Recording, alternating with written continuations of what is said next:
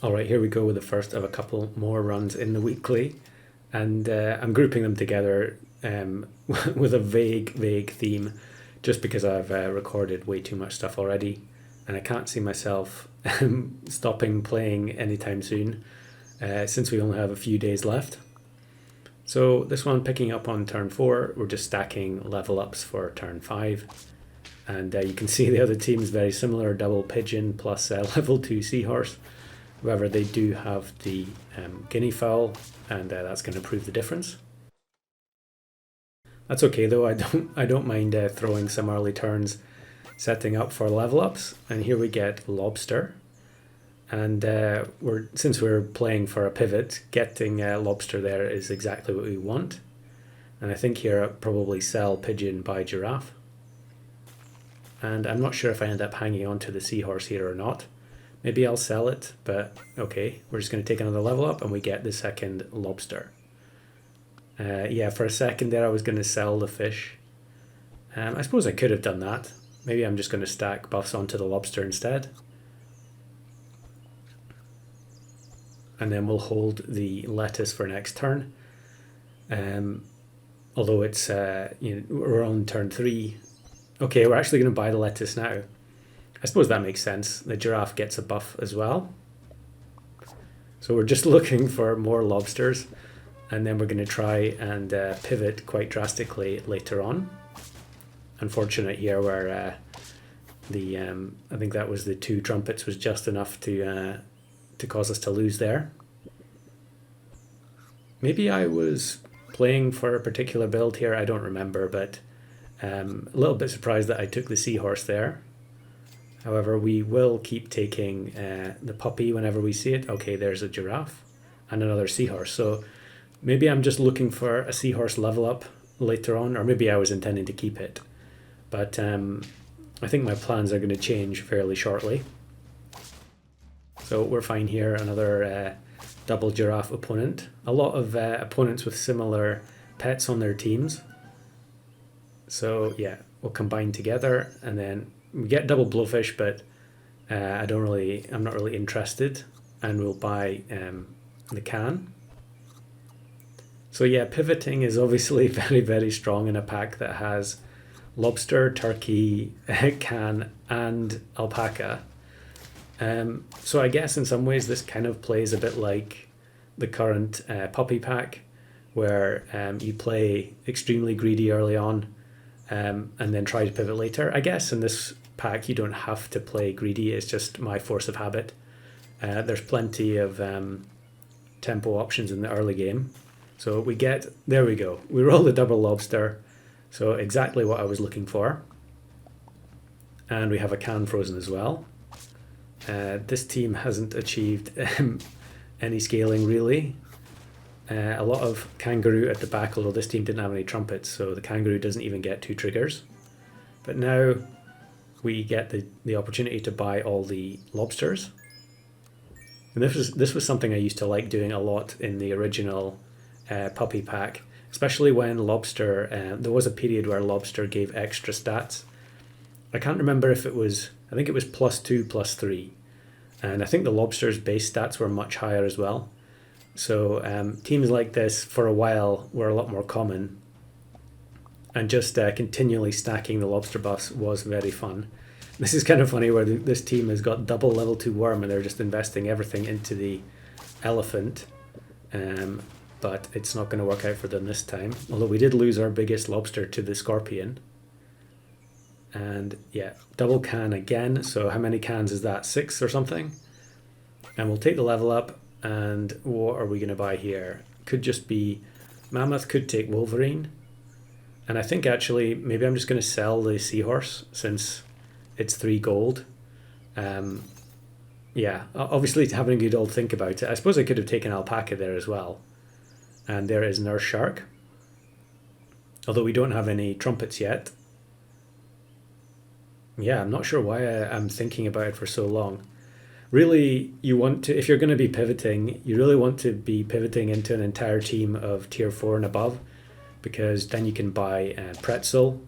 So even if you don't have Komodo, or you didn't keep one of the early game scalers, you can boost up units pretty rapidly as long as you roll the right foods.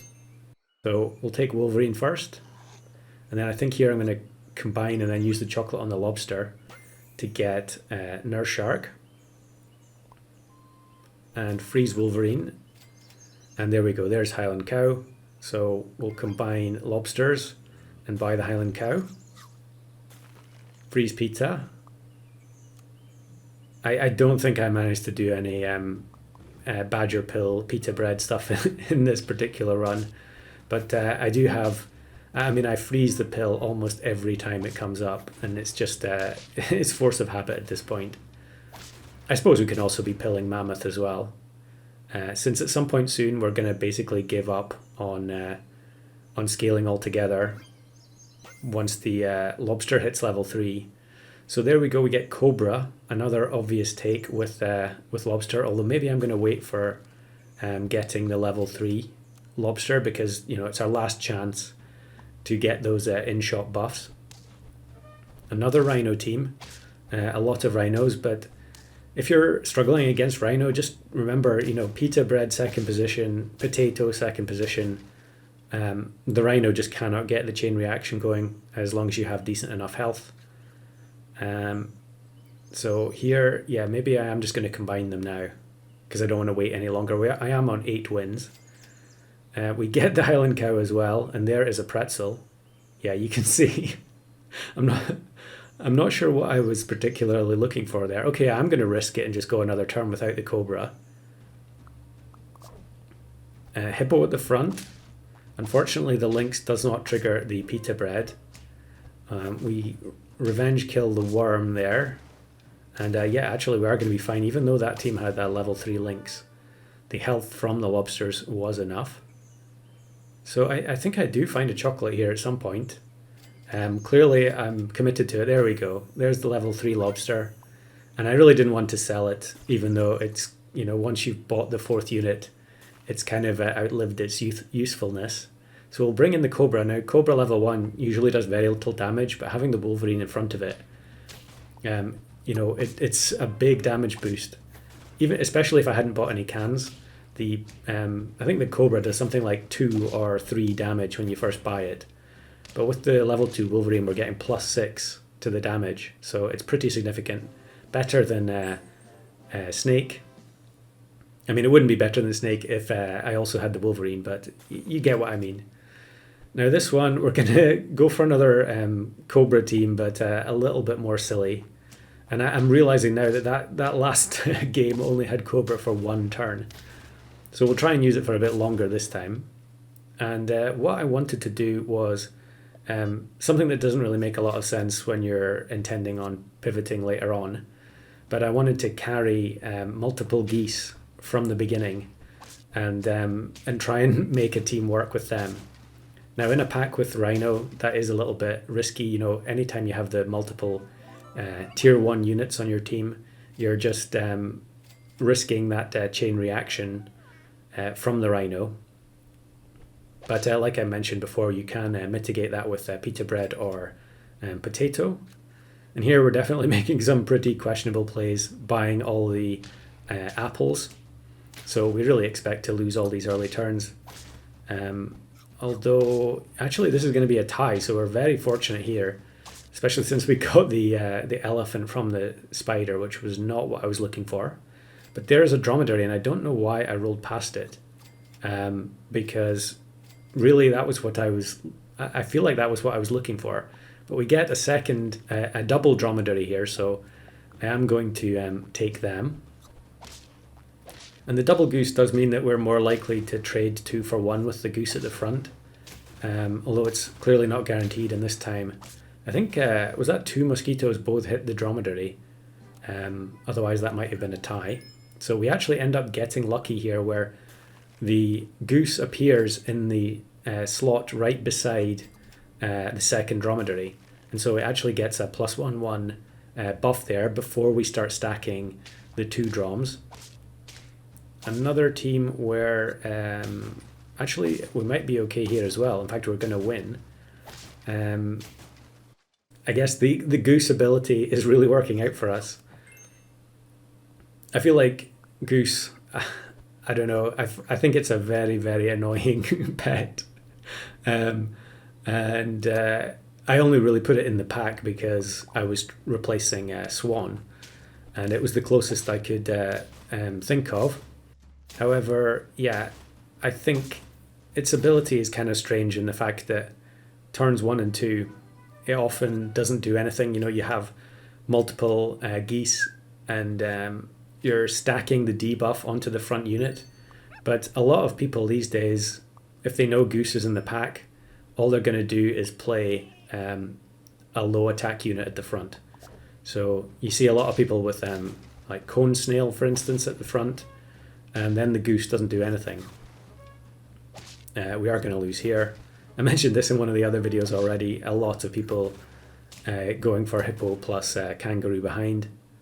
Not surprising. That's just that's just what pack 1 is like. So actually we'll buy the can here and then bring in the 11-11 goose. So the dromedary stacking hasn't really paid off the way I was hoping for. I think it's probably, if you're trying to do these kind of silly builds where you want multiples of the same unit, I think really you probably need the dromedary to be dromedaries to be buffing more than one copy. So you really need a specific sequence of starting shops. Having said that, this is going okay. You know, we're getting a lot of cans, so we are setting up to pivot, and I am going to take the Gharial here to get the melon. And hopefully, yeah, I am going to try and level up the geese, even though that's a huge waste of chocolate at this stage of the game. I really want to increase the chances of the unit at the front having its attack reduced to the point where the goose is going to get multiple triggers. Actually, here we're a bit lucky that the rhino was moved into a position there to get the trigger chain going against the rooster. The chick spawned from the rooster, that is. So there's a cobra, and I think, am I going to take it now or do I roll past it? Now, actually, if I had any sense here, I think I would probably be freezing the seal as well. Because we have no scaling. The only scaling is going to be buying food onto the Cobra, and I guess we can buy some equipment as well. Now here is someone who has really gone in for the pivot, which is pretty funny. I faced this person quite a few times, but yeah, this is just the nature of the beast. You know, if you have a pack with multiple pivot pets in there, there are going to be people who high roll, and you're going to have a pretty tough time against them. So I'm taking popcorn here just because it's, a decent perk. Now I could have, maybe I should have put popcorn on the goose instead, even though we have the melon. At 13 health, it's probably not going to be too long before we don't get multiple attacks from the goose. And here, I think, yeah, we are going to win. The badger does some good work for us. So pill mammoth, again, a good scaling option if you've got that pivot slot open. And I'm going to bring in the 4th goose. And then I think sooner or later I'm just going to start buying all the food that shows up straight onto the Cobra. Okay, there's the Cobra. We actually find 2 of them. And yeah, we'll buy the 2nd Cobra and then probably play a symmetrical lineup.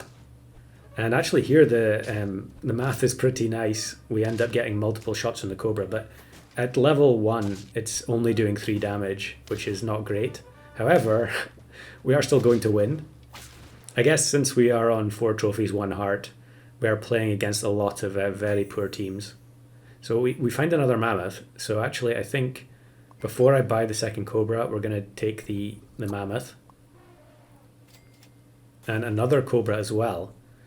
So I guess there's a decision to be made. Do you go straight for the level 3 Cobra or try and space the Cobras out? And again here, we are lucky. We do manage to get multiple shots away with the Cobra. 9 damage is a little bit more significant. And yeah, Komodo that just hasn't really gotten going. So yeah, actually we're going to go straight for the level 3. Another mammoth and a pill. So the 3 goose team is still hanging on. And the mammoth is actually going to do good stuff here, wasting the 2 triggers from the wildebeest.